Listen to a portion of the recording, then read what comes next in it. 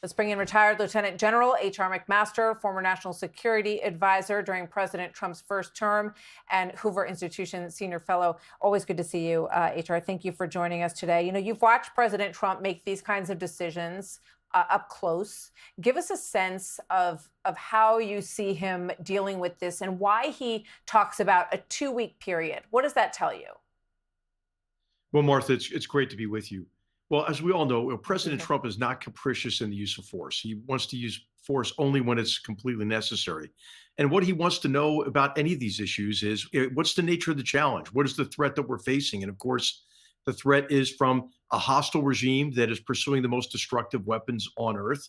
Iran is no secret the threat they pose to us because they've been fighting a 4-decade-plus long proxy war against the great Satan, us, Israel, and its Arab neighbors in the West broadly.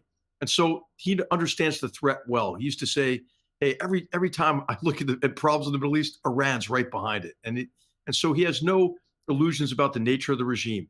But the second thing he always wants to know is, okay, why do I care about this? What's in this for Americans? How is American security at risk?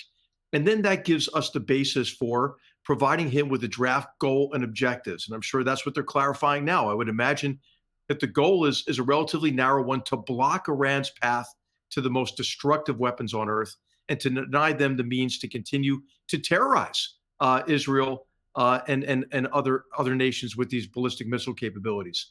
And then, of course, he'll want to know, what are the options?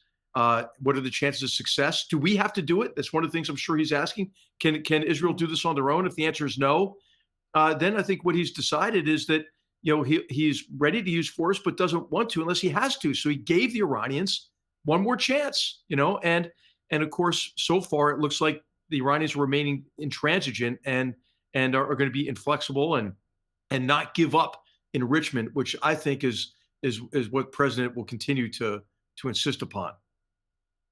The Ayatollah taunting, basically saying, all of our stuff is in a safe place. We're not worried about it. There are voices that ask, is this, about the intelligence and how close are they and all of those considerations, HR.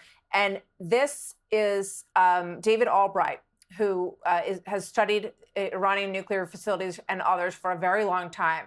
And he was asked that question, is this like Iraq, when it turned out to not be what intelligence told us it was? And here was his answer. Do you think that right now, 2025, we are seeing a kind of Iraq war redux when it comes to the Iranian nuclear program?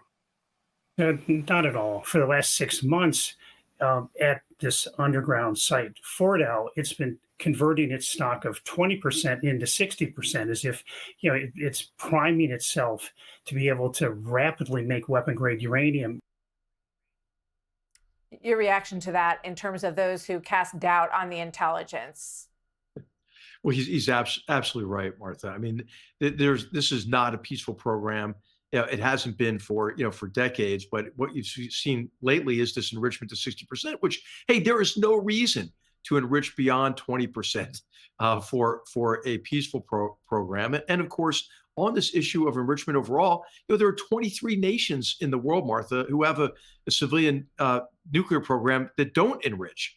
And so Iran has always been, duplicitous about this. I mean, in fact, when we pulled out of that really terrible Iran nuclear deal, when President Trump did in 2018, that's when Iran actually announced that it was restarting their nuclear weapons program, which they denied ever having. So, Of course, this is not a trustworthy regime. Exactly. General McMaster, always good to see you. Thank you so much for joining us. It's going to be a weekend of consideration over all of this. We know that President Trump is in the air right now. We expect him in New Jersey shortly, and we may hear from him when he lands, so stay tuned for that. We know that earlier he spoke with his national security team at the White House. General McMaster, thank you very much. Great to have you with us. Hey, great to be with you, Martha. Hey, Sean Hannity here. Hey, click here to subscribe to Fox News YouTube page and catch our hottest interviews and most compelling analysis. You will not get it anywhere else.